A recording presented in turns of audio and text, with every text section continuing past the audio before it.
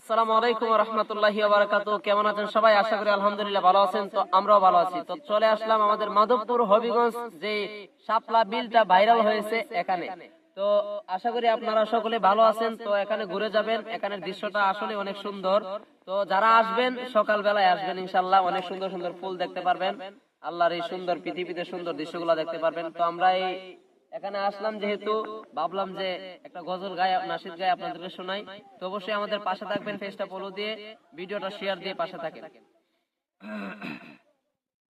রহমতে আলম নবী নূরে মুজাসসাম, সাহাবীরা আতর বানাই ওই নবীজির গাম, সাহাবীরা আতর বানাই ওই নবীজির গাম। রহমতে আলম নবী নূরে মুজাসসাম, সাহাবীরা আতর বানাই